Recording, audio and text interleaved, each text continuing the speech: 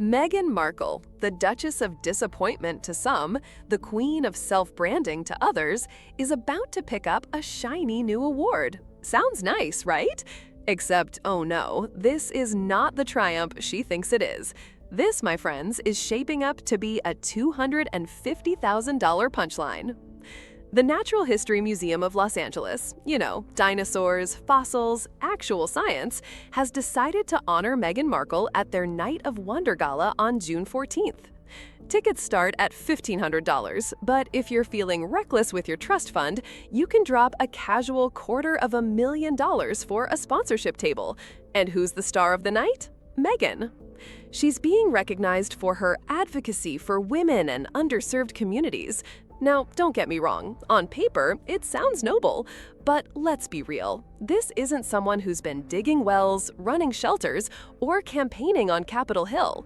This is someone who's been curating chic Instagram grids, signing Netflix checks, and dropping podcasts that die faster than a TikTok trend. And just when Meghan probably thought this was going to be her redemptive comeback, bam! Jon Stewart swoops in with the roast of the year. On his show, he called it a participation trophy for celebrity activism, said it was like giving someone a standing ovation just for showing up. The audience cackled, social media turned it into a meme, and suddenly, Meghan's glittering PR opportunity morphed into the night of blunder. Let me repeat, when Jon Stewart drags you, you don't recover with a statement. You trend, and not in the way you want to trend. Here's the problem. Nobody knows what exactly Meghan is being honored for. The museum says advocacy and empowerment. Okay, cool. But where are the receipts? Which projects? Which communities? Which measurable change? Because from the cheap seats, it looks like the only thing Meghan's been empowering lately is her own personal brand. And this isn't a one-time blip, it's a pattern. Ever since she and Harry packed their bags and bolted from Buckingham, they've been hoovering up awards left and right. Most influential this, humanitarian that. But scratch beneath the surface, and what do you find? A foundation with more press releases than programs. A Netflix contract with more delays than blockbusters. A Spotify deal so short-lived, even Pod Save America was embarrassed for them. Even the museum world is side-eyeing this one. Patrons and historians are whispering, why are we celebrating Instagram clout instead of actual science? Like, did the T-Rex vote on this? When your gala looks more like a red carpet grab than a celebration of discovery, people start wondering if the institution is just chasing donations. And here's the kicker. People who actually support the museum, some of them are livid. They didn't write checks to fund fossil digs just to bankroll a duchess's image rehab. They wanted to support education, conservation, discovery, not an influencer photo op. And Meghan, bless her heart, tried to tie it all together with a surprise bonus podcast episode featuring Tina Knowles. Yes, Beyoncé's mom. On paper, that's a coup. Legacy, empowerment, family, blah, blah, blah. But the execution? Listeners said it felt scripted, hollow, packed with name drops, and suspiciously timed to the gala. Instead of silencing the critics, it just added to the chorus. Meghan's trying too hard to stay relevant. See, this isn't just about one gala or one speech. This is about the whole Meghan Markle rebrand strategy. For years, she's tried to package herself as an activist, a thought leader, a change maker. But the follow-through? Crickets. The children's book faded into obscurity. The podcast was canceled after one season. Netflix is bored. The Archwell Foundation is quieter than Prince Harry at a palace dinner party. And now, this gala, which could have been a chance to reset the narrative, has become the punchline. The headline isn't Meghan honored, it's Meghan mocked. Out of nowhere, a woman known only by the initials DL has strutted onto the stage, claiming she's not just connected to Harry and Meghan's kids, but that she's actually their real birth mother. Yes, you heard me. According to her, Archie and Lilibet weren't carried by Meghan at all. DL says she was the secret surrogate for both pregnancies. And here's the kicker. She's got receipts, hospital records, NDAs signed in 2018, financial transactions. It's giving scandal of the century. Now, DL isn't skulking around behind some shadowy curtain either. No blurry face, no distorted voice. She's showing up calm, composed, and dead serious, like she's been waiting years to blow the royal house of cards down. And suddenly, all those old viral clips of Meghan's baby bump folding, shifting sizes overnight, yeah, they're trending again, and not in a good way. If this is true, we're not just talking about celebrity-level fakery. We're talking royal succession, kids presented to the world under false pretenses, with Harry and Meghan allegedly at the center of an elaborate cover-up. And if Harry knew, that's not loyal husband Harry, that's co-conspirator Harry. Think back to Archie's birth announcement. Remember how weird that was? No Linda wing photos like Kate and William. Just Harry, awkwardly grinning in front of a horse stable saying, "The baby's here." No hospital name, no press, no details. At the time, people chalked it up to the Sussexes wanting privacy, but with DL's bombshell, it looks a lot like stagecraft. And then, the bizarre birth certificate edit. Meghan's legal name wiped off, replaced with Her Royal Highness. Officially, the palace said it was clerical. Meghan said it wasn't her choice. But some are whispering it was a legal cover, because if Meghan wasn't the birth mother, listing her could have been falsifying a document. Here's where it gets darker. DL says she was recruited through a California surrogacy agency, locked into secrecy, and cut off from the outside world during her pregnancies. According to her, Meghan's team micromanaged everything: housing, doctors, even psychological support. But when DL developed postpartum preeclampsia, she claims she was tossed aside like yesterday's press release. That's when she started building her arsenal: texts, medical files, bank transfers. And she's not backing down. She's even dared Meghan and Harry to bring on a DNA test publicly. Meanwhile, Meghan and Harry's camp? Radio silence. Just frantic lawyers firing off cease and desists like confetti at a royal wedding.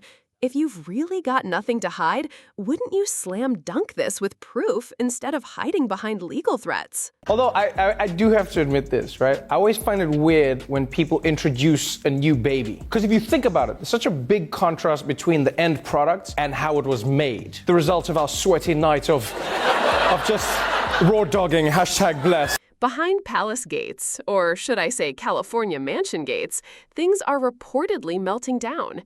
Harry's inner circle says he's unraveling, barely sleeping, lashing out, pacing like a man who realizes the fairy tale is slipping through his fingers. Meghan? Ice-cold silence. No Insta posts, no podcast sound bites, nothing. For a woman who built her empire on controlling the narrative, that silence is almost louder than words. Even their business deals are wobbling. Sponsors are quietly pulling out of Meghan's lifestyle brand, afraid of being caught in a royal PR apocalypse. Rumors swirl that Harry and Meghan are sleeping in separate rooms. Montecito Mansion, less dream palace, more haunted house of suspicion. And let's not ignore the constitutional thundercloud forming over Buckingham Palace. If DL's claims check out, this isn't just a messy tabloid story. It's a crisis of legitimacy. Can children born via undisclosed surrogacy still hold titles? Can they remain in the line of succession? Constitutional scholars are apparently dusting off rulebooks older than Netflix because this scenario has literally never happened before. Insiders claim royal advisors are in panic mode, running quiet reviews behind the scenes. Imagine the optics, the monarchy, already fragile post-Megxit, having to explain whether Archie and Lilibet even count as legitimate heirs. So where does that leave us? On one side, you've got DL, fearless, armed with receipts, openly challenging the Sussex legal machine. On the other, Harry and Meghan, curiously silent while the internet stitches together years of inconsistencies into one damning conspiracy quilt. The Sussex brand, once built on authenticity and truth-telling, is now drowning in suspicion. Friends and celebs who once championed them are going suspiciously quiet. Podcasts are scrubbing episodes. The tide is turning, and quickly. If DL's interviews air on U.S. networks, and rumor says at least 2 have already been filmed, it could be game over. Not just for Meghan and Harry's public image, but for their place in royal history. Now, that is not the kind of deal that puts $100 million in your pocket. In fact, that's the kind of deal that doesn't really put any money in your pocket unless you actually produce anything, right? Here's the bombshell. Meghan and Harry's $100 million Netflix deal? Gone. Poof. Vanished faster than Meghan's relationship with her dad. But here's the twist. They've replaced it with something called a first look deal. Sounds glamorous, right? In plain English, it means Netflix gets first dibs on their ideas, but there's no guaranteed payday. They only get paid if Netflix actually buys and makes something. No more automatic millions. They've got to earn it project by project. And let's be honest, their track record for delivering hits is, let's say, inconsistent. Harry and Meghan never talk about Jesus Christ. They never talk about Buddha. They never talk about faith. It's never on their radar. But Meghan wants to teach us how to Christmas. Their first big project? A Christmas special called With Love, Meghan. Picture it. Meghan in her designer cashmere teaching the world how to do Christmas, despite famously spending the holiday with fewer family members than most people invite to a game of Uno. And let's not forget, this is the same season Kate Middleton has practically trademarked in Britain with her heartwarming, faith-filled carol concert. Kate's in church with candles and choirs, Meghan's in Montesino with scented candles and QVC-style holiday merch. Rumor has it you'll be able to buy her exclusive Christmas trinkets right after the credits roll, because nothing says sacred holiday like monetizing it. Oh, and the Masaka Kids short film?